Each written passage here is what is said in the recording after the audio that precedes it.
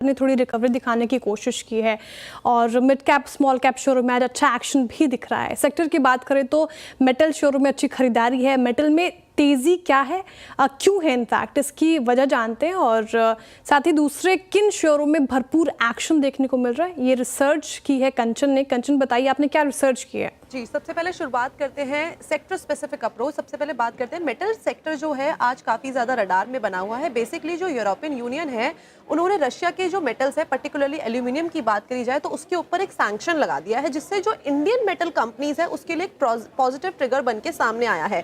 Company जैसे कि हम ले लें हिंडाल्को, नाल्को, साथ ही साथ जो टाटा स्टील है उससे उनको जो है जो ये सप्लाई डिस्ट्रप्शन देखने को मिली है उससे कहीं ना कहीं फायदा मिलता हुआ दिखाई देगा और शेयर के अंदर आज पर्टिकुलरली हमें मूवमेंट भी दिखाई दे रही है। बेसिकली जो कच्चा एल्यूमिनियम है उसके ऊपर जो इंपोर्ट रिस्ट्रिक्शन लगाई गई है उसके चलते जो इंडियन एक्सपोर्ट है उसकी डिमांड बढ़ सकती है। फ्लैट रोल्ड अलॉय स्टील, साथ ही साथ मशीन टूल्स और ऑटो पार्ट्स पे जो ट्रांजिट रिस्ट्रिक्शन है उससे नए मार्केट की अपॉर्चुनिटीज जो है वो भी खुलती हुई दिखाई दे सकती है। अब बेसिकली जनवरी 2024 में यूरोपियन कमीशन ने रशियन के जो एल्यूमिनियम है उसके ऊपर इंपोर्ट लगाने के ऊपर प्रपोजल दिया था, लेकिन अब वो प्रपोजल पूरा हो गया है और ये जो बेसिकली प्रपोजल है वो रशिया यूक्रेन वॉर के चलते 16 सैंक्शन पैकेज का एक हिस्सा है। इससे पहले अगर आप डेटा देखें तो यूएस ने और यूके ने तो 2024 में ही रशिया के जो एल्यूमिनियम है उसके इंपोर्ट के ऊपर रिस्ट्रिक्शन लगा दिया था, लेकिन ईयू ने ऑपोजिशन के चलते थोड़ा सा डिले किया था। लेकिन फिर भी आप देखेंगे तो जो रशिया से उनका एल्यूमिनियम इंपोर्ट होता है उसमें एक हमें स्लाइट डिक्लाइन देखने को मिला था। 2022 की बात करी जाए तो टोटल इंपोर्ट में से उनका जो हिस्सेदारी थी वो थी 19% की रशिया से जो उन्होंने इंपोर्ट किया था। 2023 में गिर के हो गए 11% की और साथ ही साथ 2024 की बात करी जाए तो ये गिर के हो गई है 6% की। यानी कि जिस्ट अगर हम देखें तो जो ईयू ने सैंक्शन लगाया है रशिया के इंपोर्ट पे उससे कि जो ग्लोबल प्राइसेस है उसमें हमें बूस्ट देखने को मिल सकता है, जिससे सीधा सीधा इंडियन मेटल प्रोड्यूसर को एक्सपोर्ट्स की अपॉर्चुनिटी मिलती हुई दिखाई दे सकती है।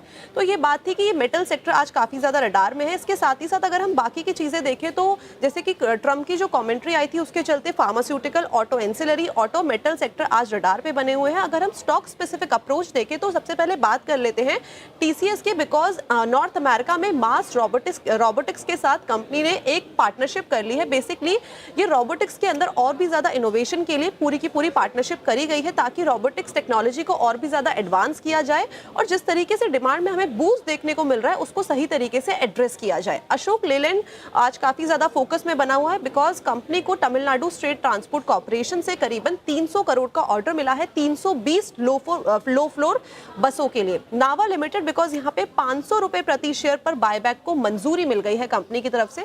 अगर हम वैल्यू देखें तो वो है 360 करोड़ के शेयर के बायबैक कंपनी करने वाली है और अगर पूरा का पूरा उसका पोर्टफोलियो देखें तो 72 लाख शेयर की कंपनी बायबैक करने वाली है। हेक्सावेयर टेक्नोलॉजी, बिकॉज यहाँ पे आज लिस्टिंग होती हुई दिखाई दी है मार्केट के अंदर। इशू प्राइस था इसका 708 रुपए, करीबन जो कंपनी है 5% प्रीमियम पे मार्केट में लिस्ट होती हुई दिखाई दी है और इसका जो लिस्टिंग का प्राइस है वो है करीबन 745 रुपए प्रति शेयर और बीएससी पे ये 731 पे लिस्ट होती हुई दिखाई दी है। तो ये कुछ शेयर है जो आज काफी ज्यादा चर्चा में बने हुए थे और कुछ सेक्टर्स भी हैं जिसपे आज काफी ज्यादा एक्शन था। बिल्कुल, काफ़ी ज़्यादा एक्शन देखने को मिल रहा है बाजार में। शुक्रिया कंचन तमाम जानकारी के लिए, आपने बहुत बखूबी से स्टॉक्स इन एक्शन बताए हमें। और निफ्टी आईटी देखिए, जैसा वीरेंद्र जी मेंशन भी कर रहे थे, अभी 200 EMA को तोड़ता हुआ निफ्टी आईटी इंडेक्स डे लो पर और इसके कुछ काउंटर्स पे हमने बात भी की, लेकिन एक बार फार्मा सेक्टर पे भी नज़र डालते हैं। जिस तरीके से डोनाल्ड ट्रंप के बयान के बाद निफ्टी फार्मा पर डेंट पड़ा है।